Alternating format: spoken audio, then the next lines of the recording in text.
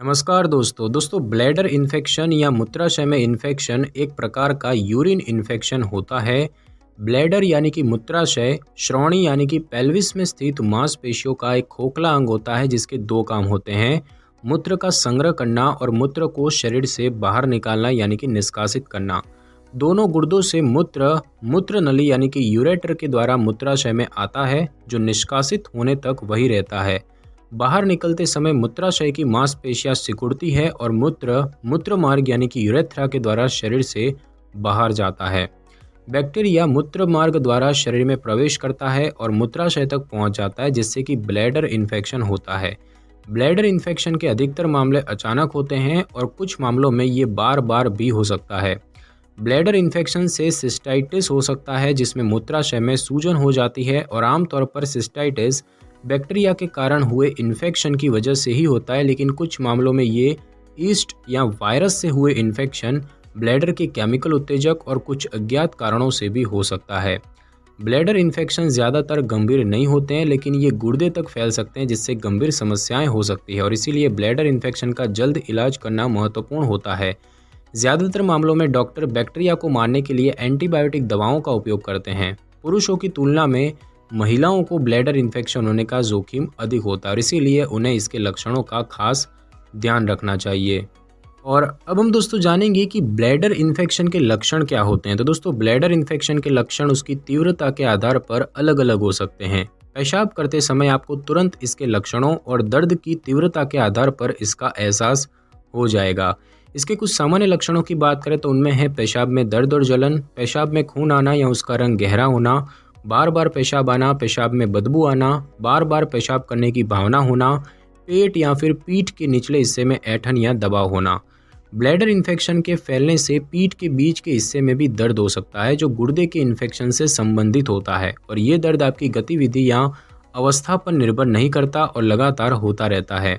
अगर आपको पेशाब करने में दर्द के साथ साथ कोई और भी लक्षण दिख रहे हैं जैसे कि उल्टी, बुखार, ठंड लगना, पेशाब में खून आना, पेट दर्द या पीठ दर्द, तो अपने डॉक्टर के पास जाएं। और इन लक्षणों का अर्थ जानलेवा किडनी रोग, प्रोस्टेट इन्फेक्शन, मूत्राशय का ट्यूमर, किडनी ट्यूमर या मूत्र मार्ग की पथरी हो सकता है।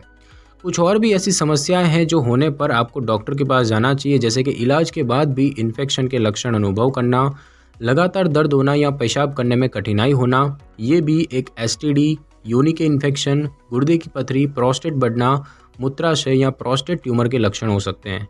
या फिर योनि स्त्राव या पेनिस से रिसाव होना और ये भी एसटीडी यानी कि यौन संचारित रोग, पेल्विक इन्फ्लेमेटरी डिसीज यानी कि पीआईडी जिसे कि हम श्रोणि सूजन की बीमारी कहते हैं, या फिर किसी अन्य गंभीर इन्फेक्शन का एक लक्षण हो सकता है। और अब हम दोस्तों जानेंगे कि ब्लैडर इन्फेक्शन क्यों होता है। तो दोस्तों सब प्रकार के मूत्र मार्ग इन्फेक्शन करने वाले जीव ब्लैडर में मौजूद जीवों की संख्या और शरीर के इन जीवों से लड़ने की क्षमता पर निर्भर करते हैं। बैक्टीरिया का शरीर के बाहर से मूत्र प्रणाली में जाने का सबसे आम तरीका है मूत्र मार्ग के द्वारा प्रवेश करना, जो वो नली होती है जिससे मूत्र ब्लैडर से शरीर के बाहर तक जाता है। मूत्र मार्ग इन्फेक्शन करने वाले बैक्टीरिया का सबसे आम स्रोत है मल। महिलाओं में ये बैक्टीरिया मल मार्ग से होकर योनि से होता हुआ मूत्राशय तक जाता है।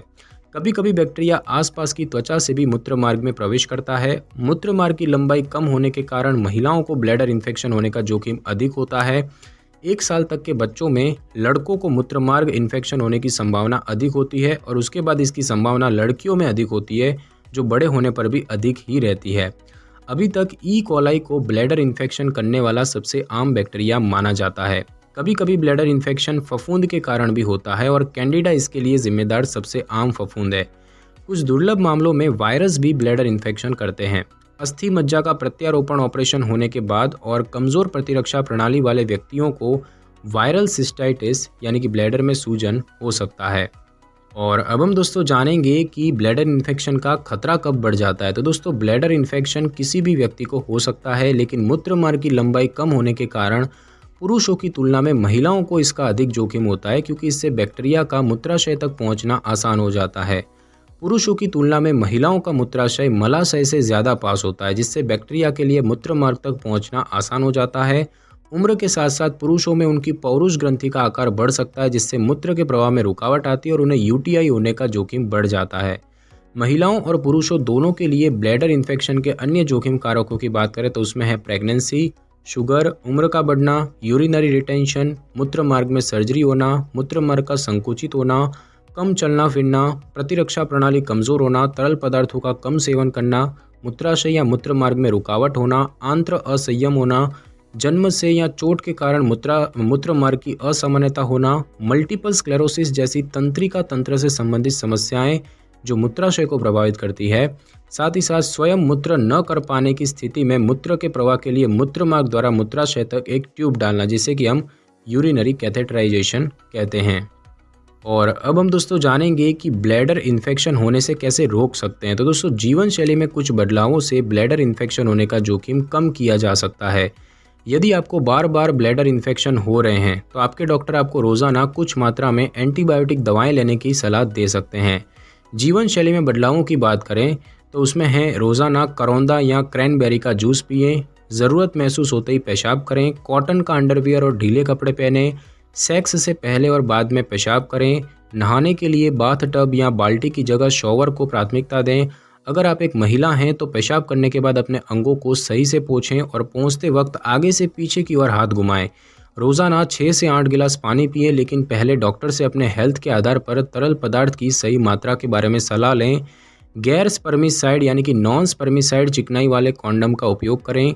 जन्म नियंत्रण के लिए डायफ्राम या फिर स्पर्मिसाइड का प्रयोग कतई न करें, बल्कि इसकी जगह अन्य तरीकों का इस्तेमाल करें। और एंटीबायोटिक दवाओं की बात करें तो अगर आप एक महिला हैं और आपको बार बार ब्लैडर इन्फेक्शन हो रहे हैं तो आपके डॉक्टर आपके ब्लैडर इन्फेक्शन के लक्षणों का अनुभव जानने के बाद आपको रोज़ाना कुछ एंटीबायोटिक दवाएं लेने की सलाह दे सकते हैं, अथवा दिक्कत महसूस होने पर ली जाने वाली दवाएं भी दे सकते हैं। और इसके साथ ही भी आपको किसी यौन गतिविधि के बाद भी एंटीबायोटिक दवा की खुराक लेने की सलाह दे सकते हैं। और अब हम दोस्तों जानेंगे कि ब्लैडर इन्फेक्शन का निदान कैसे होता है। तो दोस्तों ब्लैडर इन्फेक्शन का पता लगाने के लिए आपके डॉक्टर आपके कुछ आसान से परीक्षण कर सकते हैं। अगर आपको बार बार ब्लैडर इन्फेक्शन होता है तो इसके कारण को जानने के लिए आपके कुछ अन्य परीक्षण भी किए जा सकते हैं। सबसे पहले आपके डॉक्टर आपका एक शारीरिक परीक्षण करेंगे और आपसे आपके लक्षणों के बारे में पूछेंगे, जो ब्लैडर इन्फेक्शन का पता लगाने के लिए काफ़ी होता है। अगर इससे ब्लैडर इन्फेक्शन का पता नहीं लग पाता है तो आपके डॉक्टर आपका यूरिन टेस्ट करेंगे और ये टेस्ट आपके मूत्र में बैक्टीरिया, खून या पस की जांच करता है। इन्फेक्शन कर रहे बैक्टीरिया की जांच करने के लिए आपके डॉक्टर आपका यूरिन कल्चर टेस्ट भी कर सकते हैं। और अन्य परीक्षणों की बात करें तो कभी कभी ब्लैडर इन्फेक्शन होना परेशानी पैदा कर सकता है, लेकिन ये आमतौर पर कोई गंभीर समस्या नहीं होती। हालांकि इन्फेक्शन की वजह का पता लगाना महत्वपूर्ण होता है, क्योंकि हो सकता है केवल दवाओं से इसका इलाज करना काफ़ी ना हो। कुछ लोगों को अन्य परीक्षण भी किए जा सकते हैं, जैसे कि बच्चों के, पुरुषों के, क्योंकि पुरुषों को ब्लैडर इन्फेक्शन होने की संभावना कम होती है और ये किसी और समस्या का लक्षण हो सकता है। ऐसे लोग जिनकी किडनी को कुछ नुकसान हुआ है और ऐसी महिलाएं जिन्हें एक साल में 3 या 3 से ज़्यादा बार ब्लैडर इन्फेक्शन होता है या जिनके मूत्र में खून आता है। ब्लैडर इन्फेक्शन की वजह जानने के लिए आपके कुछ टेस्ट किए जा सकते हैं, जैसे कि सिस्टोस्कोपी।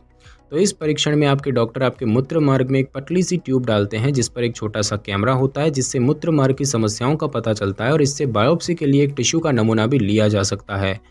दूसरा है इमेजिंग परीक्षण। तो अल्ट्रासाउंड, सिटी स्कैन और MRI स्कैन से ट्यूमर और अन्य समस्याओं का पता चलता है। तीसरा है इंट्रावेनस यूरोग्राम। ये एक प्रकार का एक्सरे है जो डाई का उपयोग करके मूत्राशय, मूत्रनली और गुर्दों की तस्वीरें लेता है। एक होता है वॉइडिंग सिस्टोयूरेथ्रोग्राफी। इस परीक्षण में आपके डॉक्टर आपके मूत्राशय में एक डाई डालकर ये देखते हैं कि क्या मूत्र आपके मूत्राशय से वापस आपके गुर्दों की तरफ जाता है। और एक होता है रेट्रोग्रेड यूरेथ्रोग्राफी। तो इस परीक्षण में डाई के द्वारा आपके मूत्र मार्ग की समस्याओं को देखा जाता है। और अब हम दोस्तों जानेंगे कि ब्लैडर इन्फेक्शन का इलाज कैसे होता है। तो दोस्तों हल्का ब्लैडर इन्फेक्शन कुछ दिनों में अपने आप ठीक हो जाता है, लेकिन ऐसा नहीं होने पर इसका इलाज एंटीबायोटिक दवाओं से किया जाता है। इसके बाद व्यक्ति को 1 या 2 दिन में बेहतर महसूस होने लगता है, लेकिन सारी दवाओं को डॉक्टर द्वारा बताए गए तरीकों से सावधानी से लें। हल्के ब्लैडर इन्फेक्शन से ग्रस्त महिलाओं को आमतौर पर 3 से 7 दिन तक एंटीबायोटिक दवाएं दी जाती है। हालांकि कुछ डॉक्टर दवा की केवल एक खुराक भी दे सकते हैं। गंभीर इन्फेक्शन होने पर या बार बार इससे ग्रस्त होने पर आपको 7 से 10 दिन के लिए एंटीबायोटिक दवाएं लेनी पड़ सकती है। यदि आपको शुगर जैसी कोई अन्य स्वास्थ्य समस्या है तो आपको ज़्यादा समय के लिए एक स्ट्रॉन्ग एंटीबायोटिक, जो कि ज़्यादा असरदार दवा दी जा सकती है। रजोनिवृत्ति होने के बाद वाली महिलाओं के लिए डॉक्टर एक एस्ट्रोजन युक्त योनि की क्रीम की सलाह दे सकते हैं। प्रोस्टेट इन्फेक्शन के कारण हुए ब्लैडर इन्फेक्शन से ग्रस्त पुरुषों को कुछ हफ्तों के लिए एंटीबायोटिक दवाएं दी जा सकती है और ब्लैडर इन्फेक्शन के लक्षणों जैसे कि दर्द और मूत्र करने की लगातार भावना पर नियंत्रण रखने के लिए डॉक्टर इससे जुड़ी दवाएं दे सकते हैं। और इसके प्राकृतिक इलाजों की बात करें तो मूत्राशय के इन्फेक्शन से आराम पाने के लिए आप कुछ घरेलू इलाज भी कर सकते हैं, जैसे कि सेक्स न करें, अधिक मात्रा में पानी पिएं, लेकिन शराब, कैफीन और मसालेदार खाना खाने से बचें। इनसे आपके लक्षण और भी बढ़ सकते हैं। दर्द निवारक दवा लें, 15 से 20 मिनट तक गर्म पानी से नहाएं और पेट के निचली तरफ गर्म पानी की बोतल या जो पैड होता है जिसे हम हीटिंग पैड कहते हैं उससे सिकाई करें। और अब हम दोस्तों जानेंगे कि ब्लैडर इन्फेक्शन से क्या क्या समस्याएं हो सकती है। तो दोस्तों सही से इलाज या निदान ना होने के कारण ब्लैडर इन्फेक्शन की जटिलताएं उत्पन्न हो सकती है, जैसे कि ये मूत्र मार्ग में बढ़ सकता है और किडनी इन्फेक्शन कर सकता है। ये खून में प्रवेश कर सकता है जिससे सेप्सिस यानी कि खून का इन्फेक्शन होता है जो जानलेवा भी हो सकता है। खासकर बच्चों में किडनी इन्फेक्शन से किडनी को स्थायी नुकसान हो सकता है। गर्भवती महिलाओं में मूत्राशय का इन्फेक्शन होने से बच्चे का वजन कम होना और समय से पूर्व बच्चा होने का जोखिम बढ़ जाता है।